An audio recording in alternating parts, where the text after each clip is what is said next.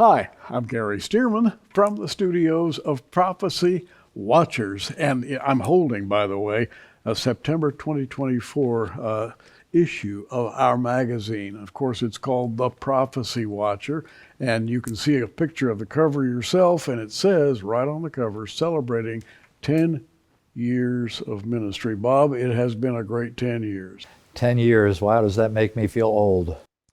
It was 10 years ago, we sat in Gary's family room at his home, right in front of your fireplace, with one tiny little camera on a tripod. That's right.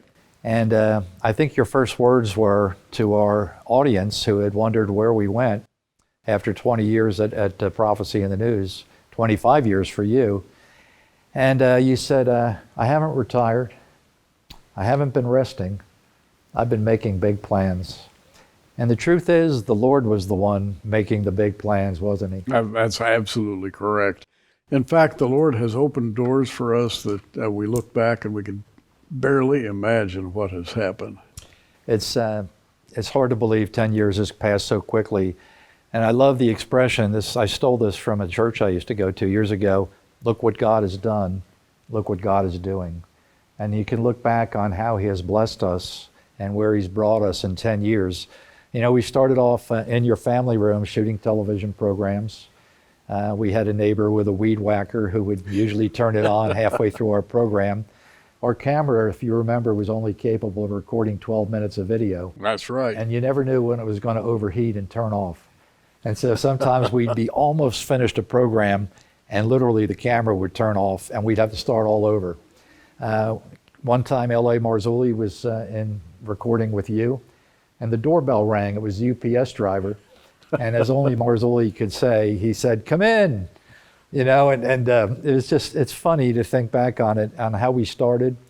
We started with virtually nothing. Yeah. We had no mailing list. We had no email list. You were 75 years old. Yes. And who starts a ministry at 75?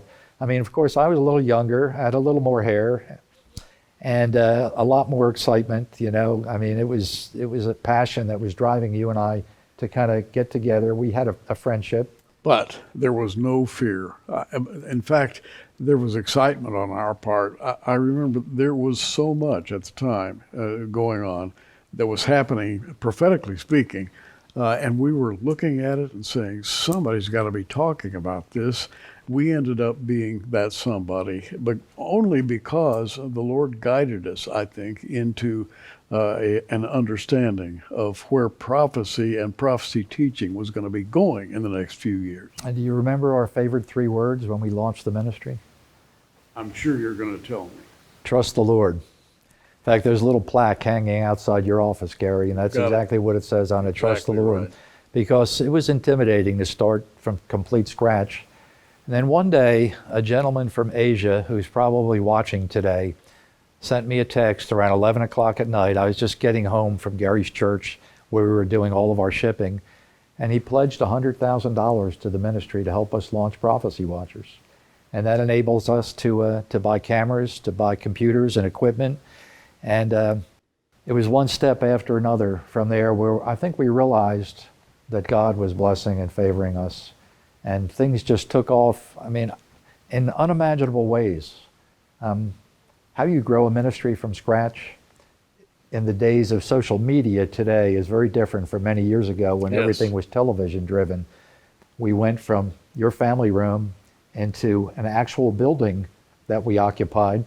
In fact, it's one of the funniest blooper reels you'll ever see, because that building had a lot of noise issues. It was not soundproof like this studio. And we would hear garbage trucks go by. There's a gentleman across the street with a Mustang with no muffler, you know, trash pickups. And so we'd be in the middle of shooting a program and this Mustang would start up. And, you know, some of our guests, as you'll see here, you know, just the reactions were priceless. And we were there for probably 4 years. That's right. And in an absolute God-sent miracle, the Trinity Broadcasting headquarters went up for sale here in Oklahoma City. I mean, a blessing beyond belief. We had no idea if we could afford to buy it. It was more money than we could ever have imagined. And once again, our viewers and the people who believe in what we're doing here and support this ministry came to our rescue. And we were able to acquire this beautiful building. Gary, look where we are today. I'm looking, Bob, and you know what? God understands what you need. If you're in ministry and you are truly faithful, you never have to worry. Seriously. And of course, that it's the human way to worry. And Bob and I have had a few midnight conversations, but why worry? My worries basically is how long are you going to stay with us? As long as the Lord wants. And that brings up another point. For many years, our board of directors was after me to find a co-host for Gary, because I am not the co-host of the program and never will be. And I started to get a little frustrated because people like Gary Stearman don't grow on trees. Trying to find somebody with an academic background, dispensational, pre-tribulational, all the things that are part of our ministry, supporter of Israel, those don't happen accidentally. And I remember at a board meeting one day looking at our attorney and saying, look, I have a list of 50 names here, and I could tell you a problem with probably all 50 of these people, something we don't agree with. Some of them probably wouldn't be fit for television. Some of them have different theology. And so one day I got a phone call from L.A. Marzulli from the slopes of Lake Tahoe telling me that he went to a church in Lake Tahoe on a Sunday morning and heard the greatest message on dispensationalism he'd ever heard in his life from this guy named Mondo Gonzalez. Well, I remember being frozen at my desk because I'd been in Israel with him a couple years ago, so I knew who he was, but he never wrote a book and he never had a DVD. So we never interviewed him, and I really didn't know very much about him. So my first words were, do you think he'd move to Oklahoma? And he said, well, I don't know, I'll ask him. Well, the fix was already in. He'd already talked to Mondo, and here he is, live from Lake Tahoe. 3 years later, he joined our staff here, and he's been an incredible blessing. So how have the last 39 months been for you here in Oklahoma? Well, I'll tell you what, it's... You love the weather, I know. Well, the weather and the flatland, but I mean, hearing you guys talk, I feel very humbled because one of my favorite comments ever, after I had just arrived here was, and you had introduced, me to the supporters. One lady had said, am I the only one in the world that's never heard of Mondo Gonzalez? And I was like, nope, you're not, because... I pastored a very small church there. Loved the church; it was great. And but I never even had a dream of coming and being a part of a ministry like this. I mean, I was just a pastor. But the one thing that God did for me is, immediately after I got saved, 30 plus years ago, I had a love for prophecy and a love for Israel. And so I could see through the years how God was teaching me things, and teaching me the right things, different things. And so when we had talked, the other thing too, which was amazing, was the previous month. I mean, if it was any other time, but the previous month, my daughter, who was living out there with our grandson and her husband, moved to Missouri. And so it's God's timing is absolutely perfect, because if it would have been 2 months earlier, I'd have been like, my daughter's serving on the church with me, and there's we wouldn't want to come. But yet all these things God orchestrated. So when the time came, we prayed about it, and it was crystal clear what God was doing. And so to me, it's just humbling to be here and to see all the work that's been happening. And again, to see the miracles, as you guys are describing, who doesn't want to be a part of a ministry that Amen. is seeing the miracles of God? So to me, it's awesome. And they're still coming. He's still opening doors for us. Like literally, who would expect us to have a nationwide, worldwide television program aired literally all over the world? The Prophecy Watcher magazine. Mondo has been doing a lot of missionary trips to countries like all over the world. Literally, you're getting ready to head to a few other places: Scotland, Ireland, Switzerland, Greece, Turkey. I can't even keep track of all of them. But with Billy Crone and Tom Hughes, he's been more than willing, to go on these missionary journeys and teach prophecy to people who are just starving for the things we take for granted here in America. These are momentous days and years.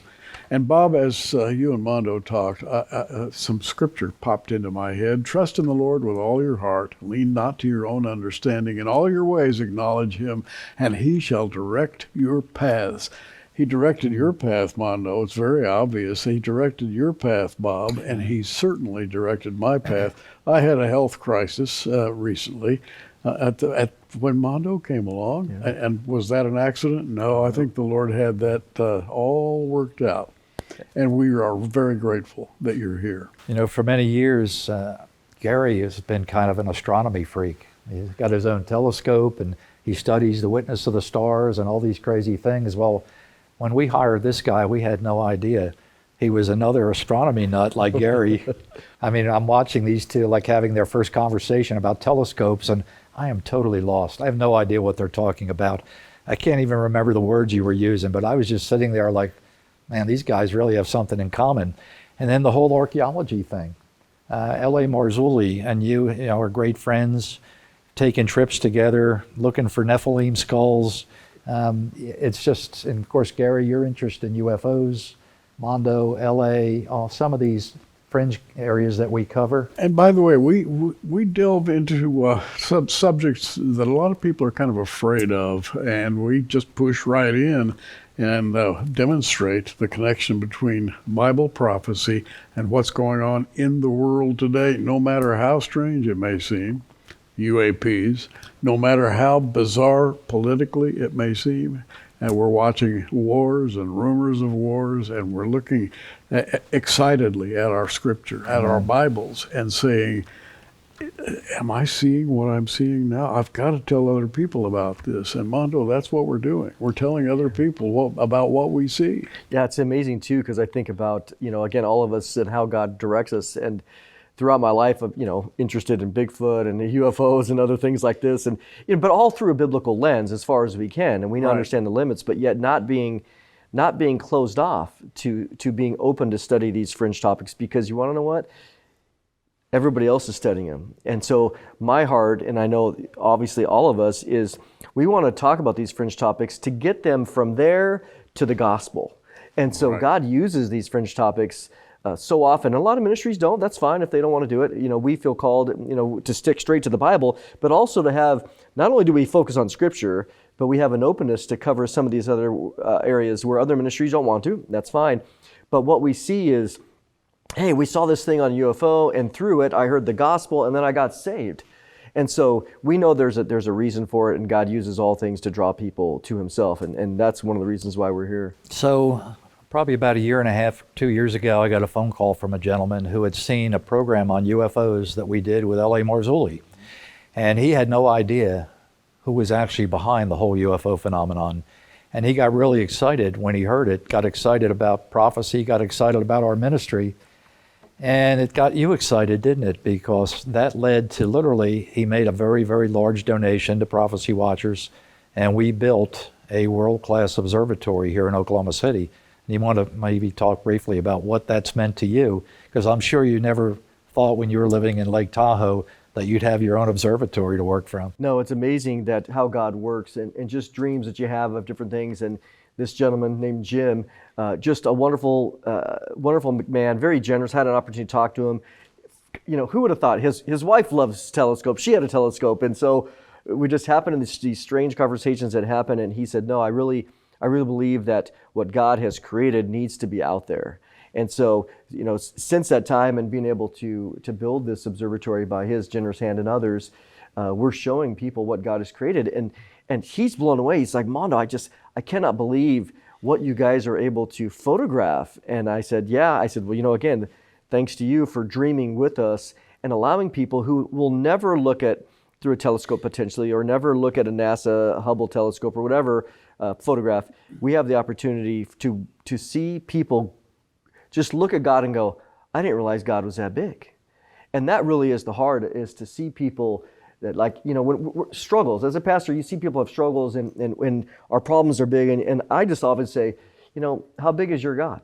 Because to me, it always comes back to that practical application that, of course, when I'm out at night, it's very majestic, no doubt. But there's a sense of peace that God says, look, I created 2 trillion galaxies on a Wednesday afternoon. Just showing off. Just showing off. And so you think I have your problem? It's like the Job 38 moment where Job is struggling and God begins to ask him these 70 questions.